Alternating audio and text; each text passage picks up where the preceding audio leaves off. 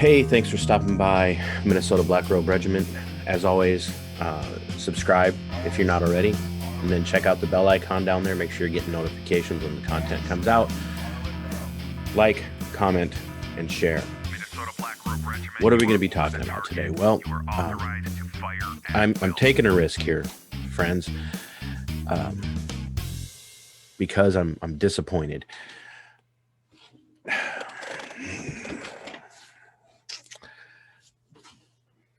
There is a blog podcast called Nomadic Hustle. It's out of the Twin Cities. Very well put together program. I do not know the name of the individual who is the broadcaster. Very, very polished and decidedly has an agenda. Look, I have an agenda. We all have an agenda. It's impossible for anybody to come into a situation and say that they're perfectly neutral, that they don't have a perspective that they're trying to advance. It's just a lie if you say you don't. But for their first episode of the year, or their new season, and this was released on May 20th of 2021, the host of the Nomadic Hustle interviewed a young lady, an educator. Her name is, I'm gonna butcher this, and I apologize. I mean that. I don't want to. I'm just not good with names sometimes. But I want to say that her name is Qoorsho Hassan. She teaches in the Burnsville-Egan Savage School District at the Gideon Pond Elementary School, and she teaches 5th grade. So why am I, what is the point of me talking about that? What's the purpose? Well, here's what it is. Frankly,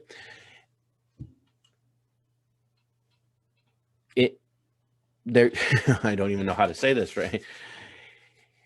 Their agenda, while so there's to have, it's racist. They're racist. It's unequivocal. It's indisputable. It's undeniable. And not only is it racist, the conversation that the host has with Qoorsho, not only is it demonstrably racist, it also has or demonstrates that Qoorsho especially is well versed in using the social war, culture war lingo of the progressive leftists, the Marxist, in the United States. And this is going to give us a glimpse at what is happening in the education system here in the state of Minnesota.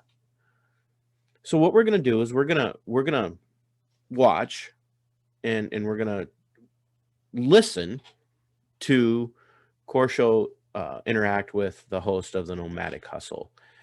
And we're going to let them speak for themselves. And I'm not going to offer a ton of commentary. You know what? I'm not going to make that promise. There might be times I'm going to have to stop and interject. But we're going to listen to them. And so this, where I'm starting, is about 15 and a half minutes into his conversation with Qoorsho. And we're going to let this play out. He's just asked her what her favorite thing about teaching is. And she talks about how she likes to bring people in from the community and whatnot. And we're going to build from that, because he's going to ask her, okay, so who is a favorite person that you've ever brought in? And this is where we're going to start seeing the agenda really come out. Now, the first 15 minutes, the idea of white racism and white and the oppression of minorities by whites has already come up clearly. I want to point out that this young lady is clearly successful. This young lady is the recipient of the 2020 Minnesota Teacher of the Year Award. Okay.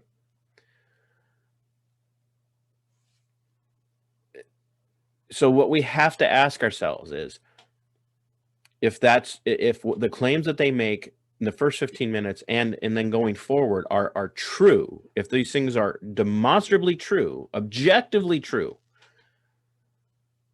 then how did she end up in this position? And that, I want you to be thinking about that as we listen to them as they interact. Once again, this is Nomadic Hustle, Minnesota Teacher of the Year Anti-Racist Teaching, Season 2, Episode 1, with Qoorsho Hassan. What's your favorite thing? Yeah.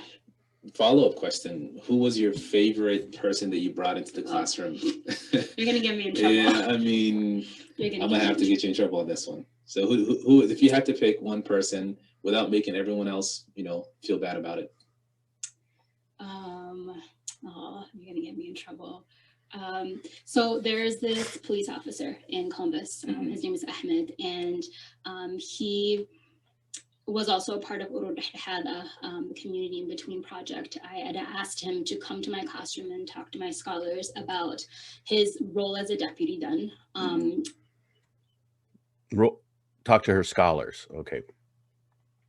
That's a misuse of the term scholar, for one. They're students. And I know that to be scholarly means to study, but there's more to being a scholar than just sitting in a public school in third grade. And at this point, she's talking about teaching third grade in a different school outside of Minnesota. And how he was representing not only his values as, a Somali Muslim man, but also just the values that should be in law enforcement that's clearly lacking. Okay. I told you I couldn't promise I wasn't going to interrupt. So she brings this deputy in from, I think it was Columbus, Ohio. And he comes in and talks about representing his values as a Somali American, which, I think Somali Americans, Chinese Americans, Korean Americans, Swedish Americans, German Americans, Italian Americans in law enforcement should be allowed to represent their values within reason, because if your values are like inherently evil, then we don't want you to represent your values, and you shouldn't be even involved in that kind of work. But notice what she said there, and listen to how she now builds on this, that this is problematic. And I hate that term problematic. This is troublesome here. It's troublesome. I hate problematic. Inclusion and diversity, and my kids had like punch-worthy questions for him. I mean, these were third graders. Her kids had punch-worthy questions for him. Third graders. Listen to what these kids ask him. That were like, well, why do police officers like habitually kill Black and brown people? Oh man, third graders asking these questions? Well, I taught them well. Stop. Full stop. That's it. She's not teaching. This isn't teaching. She's indoctrinating.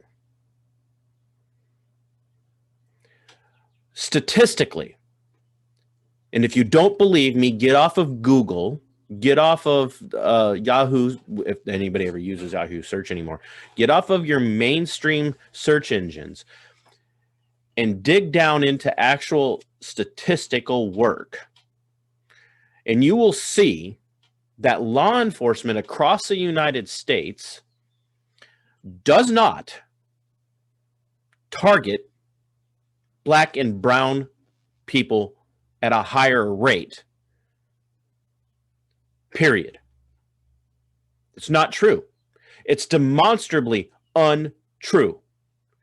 And in fact, what nobody in the media talks about today, in the mainstream legacy cathedral media, what nobody talks about today is the fact that by and large, white individuals are more likely to be shot in their interactions with law enforcement than any other ethnicity. And white's not an ethnicity, by the way. White's not even like there's some calling something white culture is the same as referring in a blanket statement to black culture and to Asian culture. There is such a diversity within the Caucasian people that I don't share a lot in common as a Scandinavian German. If you want to say Norse Germanic, I have very little in common culturally if I'm going to rely on my European roots with somebody from Italy or even France. Very little. So what she's doing is, one, she's fostering a lie. It's Marxist agitprop information. She's using her platform as an educator to not educate, but to indoctrinate and lie to her students down in Columbus, Ohio. But now she's in Minnesota doing the same thing. And she's proud of herself for fostering that mentality and fostering that agenda. She's proud of herself. She thinks this is wonderful.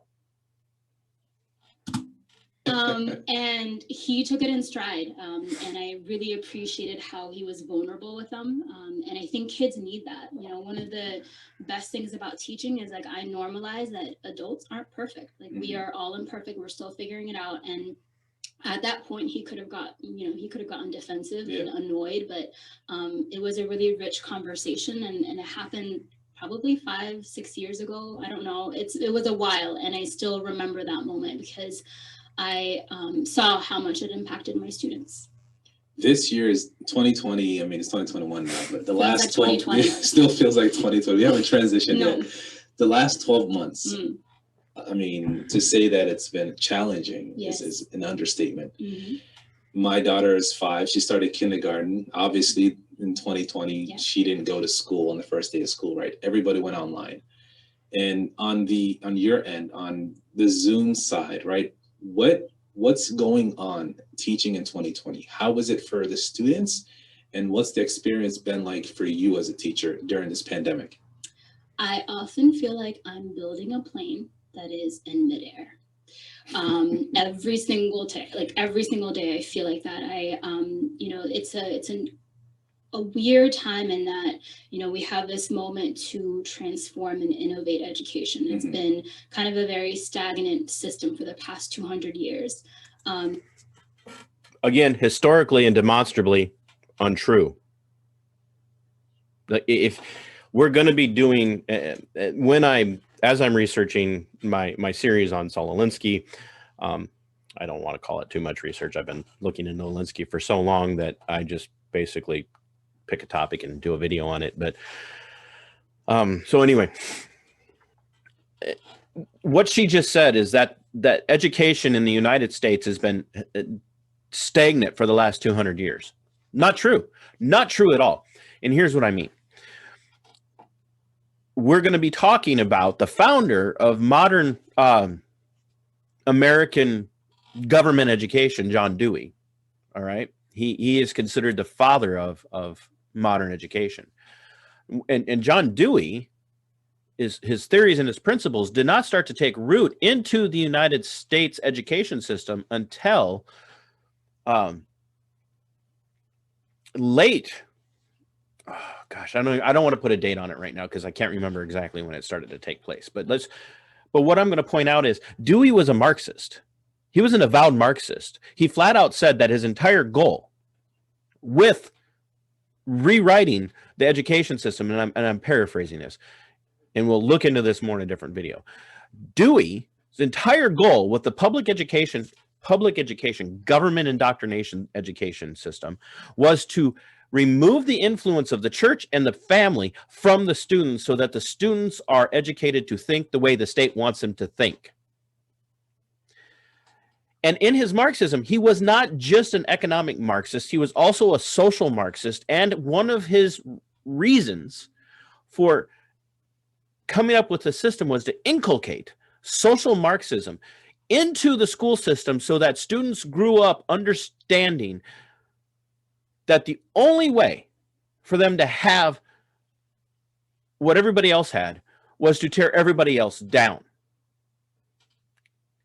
He was dangerous, and he is the father of the modern education system. It was his goal to see the education system be where it is today. It has not been stagnant.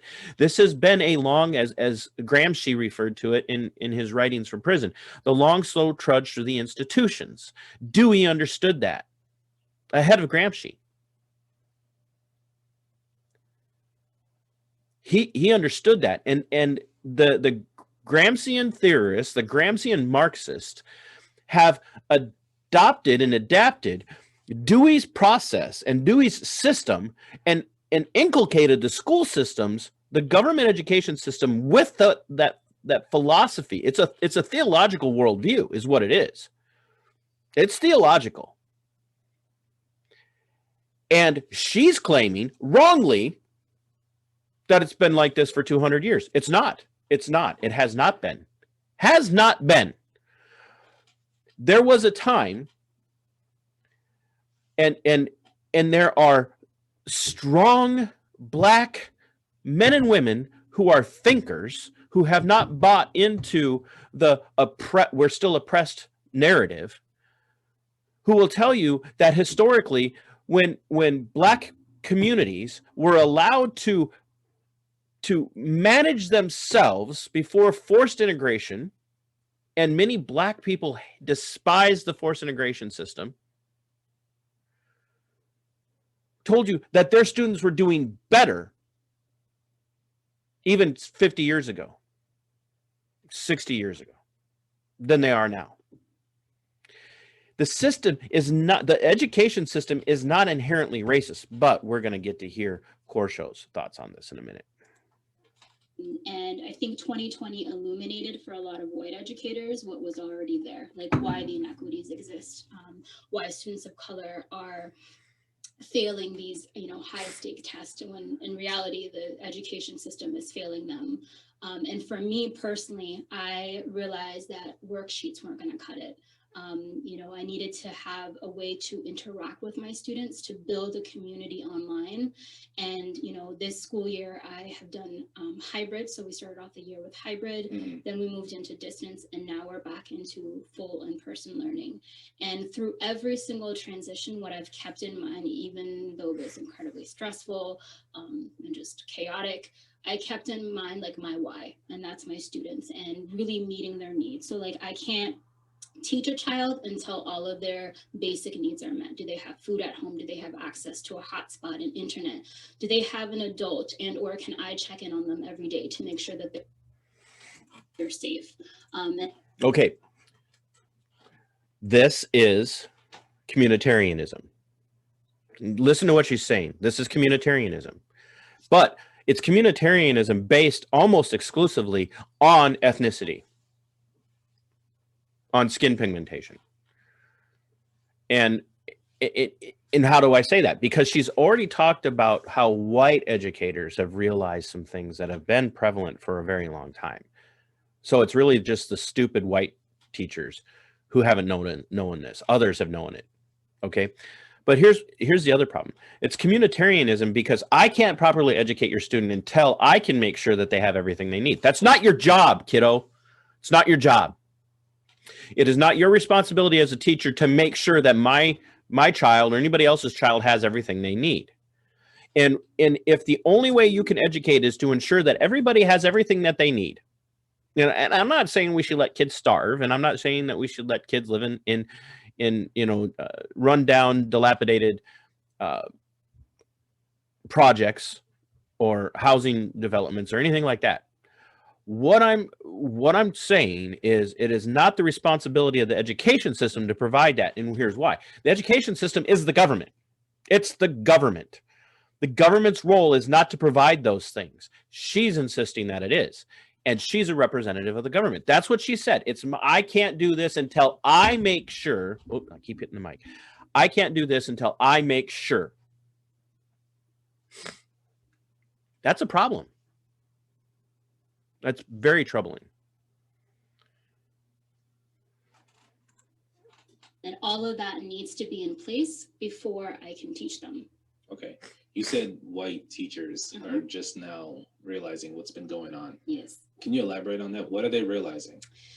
So there's this phenomena of, the school to prison pipeline where there's clear examples of how students of color are conditioned through the school system to be criminalized, to receive punitive measurements. And there's never this connection of, well, why are students of color struggling? Why are they having a hard time integrating or acclimating to school culture? And the reality is that the school culture is embedded in white supremacy. Okay. They're again demonstrably untrue. If anything, government school systems are by and large Marxist centers. And the only place that white supremacy is a reality within the school system is in the fact that the school system today especially is running around accusing whites of being nothing but white supremacists all the time. If you're a white person and you don't acknowledge your white supremacy, then you're a white supremacist. If you're a white person and you argue against white supremacy being prevalent, especially in the school district, then it's white fragility.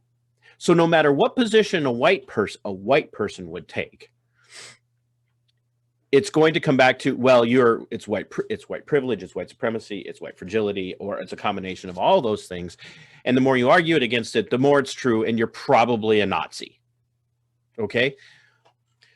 The problems that these students are having have nothing to do with white supremacy and has everything to do with a government overreach into, and I talked about this in my video the other day about the spheres of authority, the government, family, and then God through the church.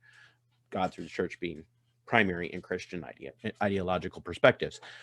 But the problem is that the government, in its Marxist drive, the bureaucratic move within and the democratic left within government, the leftist Marxists within the government have driven the government away from its traditional values of you let the family deal with the family and you take care of you, to now it has incentivized broken homes and single parenthood.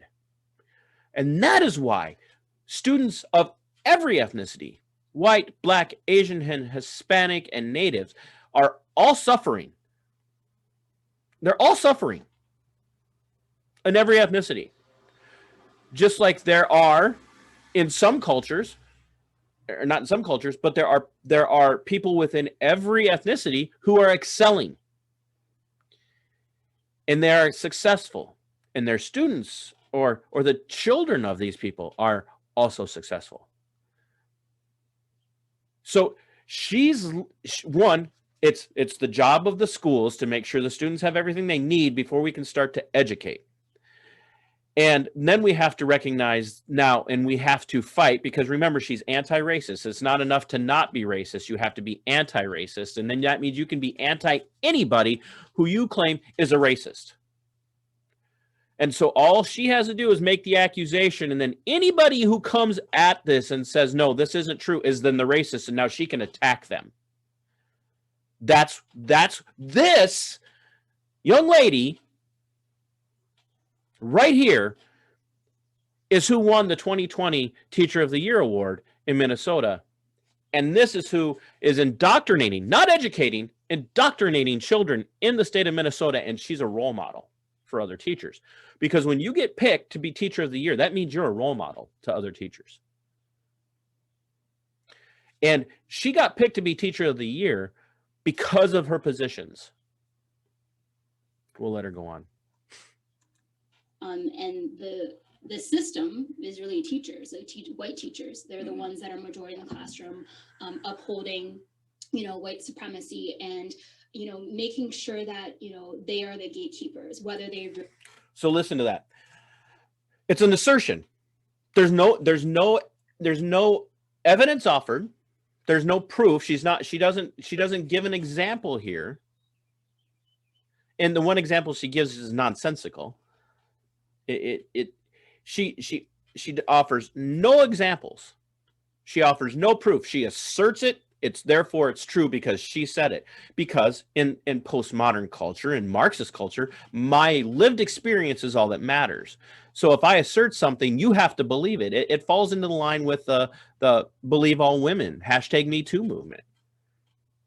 She's making an assertion, and there again, I want to point out, Qoorsho, 2020 Minnesota Teacher of the Year, is claiming that white supremacists rule the school system in Minnesota. And somehow she managed to get Teacher of the Year.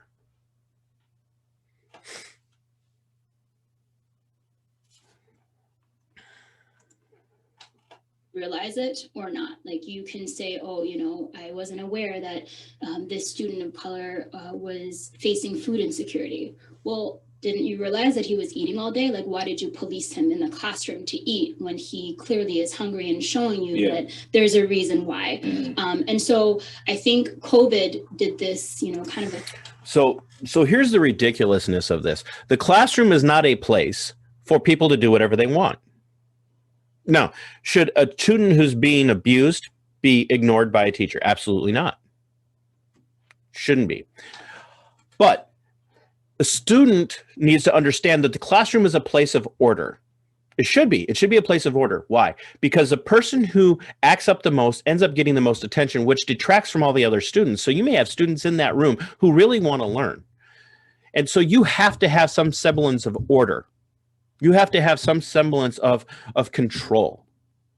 And this, she used the term, and why are you policing this student of color? It's not policing. This is my schoolroom. I am the authority in the schoolroom. Therefore, the children in the schoolroom should be listening to me. Now, if this child appears to be hungry and not getting enough food, then let's have a different conversation. But that doesn't mean that little Bobby or Susie or whatever name is okay, or like whatever pronouns are fine in this situation, should be allowed to act up or eat the whole time. Because then what about this student over here? Maybe that student should be allowed to eat, and that student should be allowed to eat. And when do they get to eat? And what do they get to eat? And how do they get to eat? And so you either have rules across the board that apply to everyone in the classroom, or you don't have any rules and you have chaos, which is really ultimately what most of the government schools, especially in the Twin Cities, have become. They've become places of chaos because we have this Marxist ideology in our school systems, fostered into, built into, integrated into our system. Even conservative teachers don't recognize it, but it's there. It's the Marxist mentality of the school system, based on the foundational principles of John Dewey, to cause this kind of disruption in the lives of students. It's it's agitprop tactics, and it's meant to indoctrinate. And she's just insisting that the reason these students are failing is because all the white teachers foster the white supremacy of the school system. It's hogwash. It's absolutely hogwash. Because I could point to school districts that are predominantly white, that are predominantly led by white folks. The school board is white, that are struggling. I know of a very clear-cut case in an area near me where a graduating class several years ago, all of the football players, even though the football team was successful, all the football players got to college, and they had to take remedial math and reading courses because they were failed. They were failed by the system. Is that white supremacy, or is it a failed system? It's a failed system. The spotlight. So we all went virtual right away in March. And so you couldn't help but be placed in kids' lives. Like, you were essentially in their living room, in their kitchen. You saw the background, you saw what they were living with. And that is what impacted, I think, many white educators who were looking the other way and harming their kids of color. So because prior to COVID, we didn't have a look into the living rooms of these students. White teachers were harming their students. That's racist. And it also speaks to the Marxist big government nanny state mentality that this young lady is displaying. Okay? Well, the government needs to be in these homes, making sure that these people have all of this stuff and they get this and they get that. And then white, black, whatever the ethnicity, it doesn't matter. The government should be getting involved and making sure. No, that's not the job. Stay out of my home. Short of you being able to demonstrate that I am factually and actually abusing someone, you have no right coming into my home and being involved. And this glimpse that the COOF gave us through remote learning into people's homes should scare you. That should scare you that that's what they used it for. And now she's still blaming whites, the amorphous whites, because that's okay. Oh, I'm not a teacher, right? And I'm not teaching on Zoom. I never thought about it that way. I never thought about like being able to see into the student's home and seeing what goes on and seeing what they have to go through. In some instances, the child might not have somebody at home to watch them. I'm sure there's been cases of like maybe kids doing Zoom at home when parents have to go and work. What is the most surprising thing that you and other teachers, maybe not surprising for you as a person of color, as a person that's kind of been like, have seen a lot of things in their life, but what have they seen after now getting to experience teaching kids while they're at home? I think they are now appreciating the whole child approach, making sure that, a student has, once again, all of their basic needs being met before they're expected to learn, before high expectations or rigor are placed on their backs. So once again, let's think about this. The whole student approach. That's that government overreach. Now, it's that Marxist mentality that it's the role of the government, it's the role of people in governmental positions to ensure that you have everything you need so you can be successful. Communitarianism. It's collectivism. She's a collectivist. She's a Marxist. And she may not acknowledge it, but it's coming out in her words. This young lady is ideologically a Marxist. And she's indoctrinating children into this way. And now she's going to expect that everybody around her also has to take this approach. Everyone. We have to overcome whiteness in the school system. And the way you overcome whiteness is through this collectivist mentality. We strip the system of its whiteness. No definition of what whiteness is. No definition of how any of the teachers are actually doing things that are propagating a white supremacy, racist oppression of anyone. It's just, you haven't done enough, so therefore you're a white supremacist. What? This is slanderous. This is slanderous, what she's doing and what she's saying. If anybody sat down and said X ethnicity does this all the time, they would be labeled what they are, a racist or an ethnicist. I prefer to say ethnicist because I don't believe in races. There's one race, there's the human race, and then there are many ethnos, the Greek word meaning nations. There are many ethnicities. But if I painted with a broad brush that X ethnicity always does this and they're always responsible for this, I would be run out of town on a rail.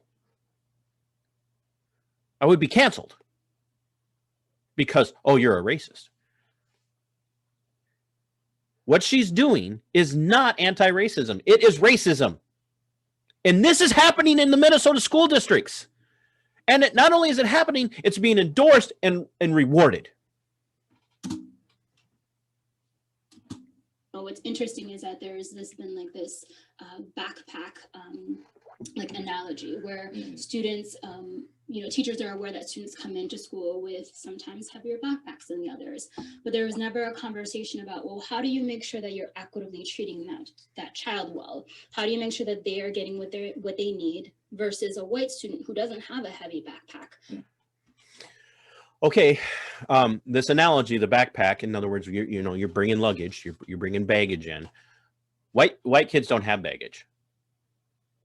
There's no poor white kids.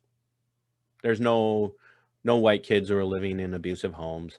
There's no white kids whose parents both work outside of the home. We used to call them latchkey kids. They'd come home and they'd have to lock themselves in the house after school because mom and dad wouldn't get home from work until 5 or 6 o'clock at night, and they had to kind of take care of themselves. There's none of that. It's like white people are all privileged and minorities are all oppressed. And now it's the role of the teachers to figure out how to treat everybody with equity.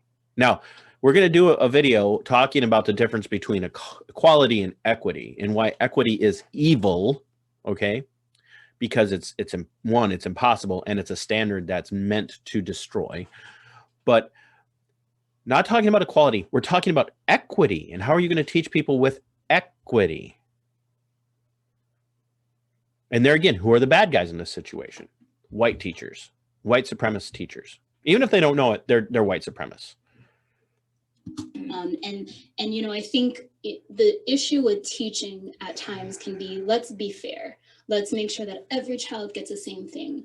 Well, that isn't equity. That's equality. Every child needs something different. And I think that's a pretty fair explanation, but she's painting it as a negative. That is now becoming something that people are more aware of. Perfect. We're gonna stop there, and I'm gonna do some closing commentary. Look, I'm sure this woman is a fine teacher. I can't say that, because if this is what she's propagating, if this is what she's indoctrinating the students with, if this is, and she admitted it, that her third graders in Columbus asked a question that's demonstrably, statistically untrue. But she was proud of it because it paints cops as being all racist, law enforcement as being all racist, because they unfairly and frequently always target Black and brown people for violence. It's not true. She's proud of the indoctrination that she's doing. And she is going to, because of the credibility that the state of Minnesota has given her by having made her the teacher of the year in 2020, she's going to be looked to as an example and as a role model for how other teachers should be behaving and what they should be doing in the classrooms. Fostering the racist ideology that she is fostering, the Marxist mentality of it, that it needs to be the government's job to make sure that everybody has everything so that they can then be educated. That's troublesome. And it needs to be fought. It needs to be dealt with.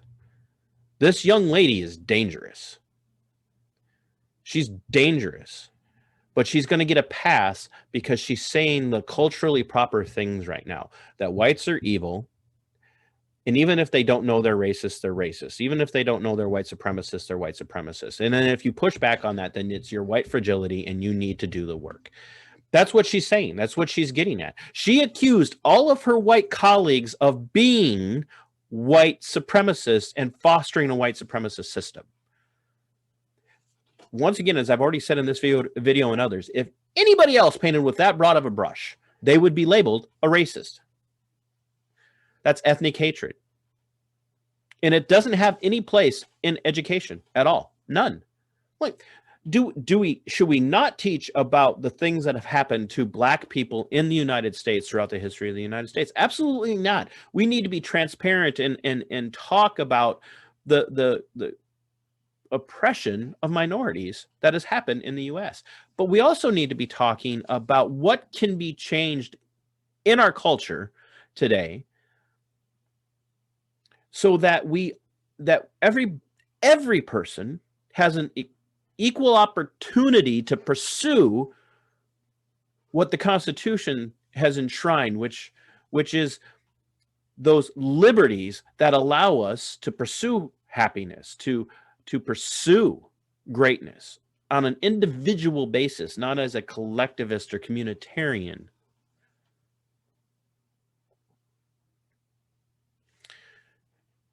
She is a collectivist. She's a communitarian. She's a Marxist, and she's an ethnic hater.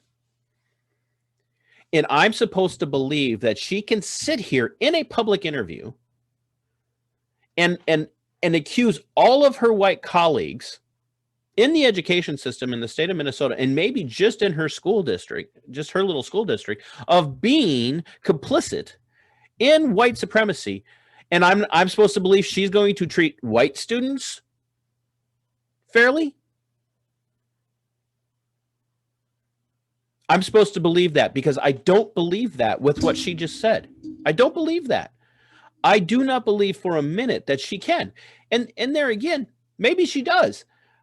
But her words say far more than her gentle and kind demeanor do. Look, this is a woman who's filled with hate. She's filled with hate. She hates whites in her own. I don't care. Anytime you label with a very broad and sweeping generalization that white teachers or white people or whatever, or Black people or Hispanic people, that's a form of hatred. That's hatred.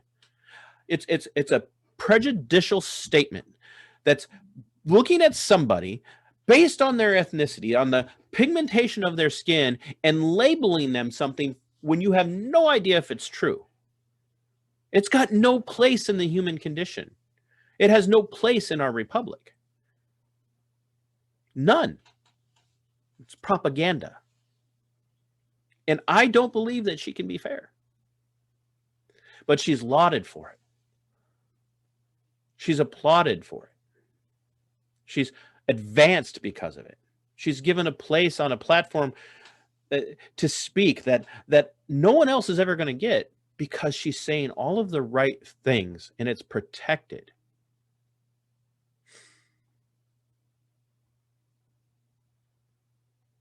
This is why the education system is failing in Minnesota, because it has become everything that John Dewey wanted it to be. A tool to disrupt the fabric of what made the United States a grand republic that it was. She despises the country that has given her every opportunity to be successful and recognized, because our Constitution enshrines those things. Those things are ensconced in the Constitution, and they're guaranteed to every American, regardless of their ethnicity, regardless of their country of origin. Every American has those opportunities. The equal opportunity to succeed, provided that you're willing to put the hard work into it. And she's in a success story, and she's attacking the very fabric of the nation that allowed her the opportunity to be the success story that she is.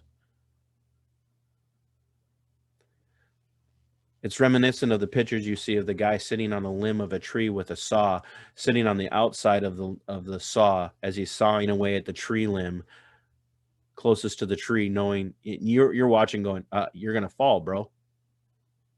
You're going to fall, sis. You're cutting away at the fabric of the country that has allowed you to be successful. And when you cause that to crumble, everybody is going to suffer for it. And she's just a small segment. This mentality, this ideological position is rampant in the state of Minnesota right now, and in a lot of other places. She should be castigated for painting her white colleagues in such a light. Not because they're white, but because what she said is hatred. And I'm going to call it what it is. It's hateful. It's hate speech. And it should not be. This kind of tyranny is going to end very poorly for all of our students, because what it's going to do is it's going to cause them to look at one another and see each other as an amorphous culture that means they have to be enemies because white supremacy or black pride or whatever. This dividing over our cultures, this dividing over our skin pigmentation, dividing over ethnicities has got to stop. And it cannot be allowed to happen in our school districts. We need to fight against this Marxism, against this critical race theory crap. Until next time, don't worry about your safety. Fight for your liberty. Sic semper, Tyrannis.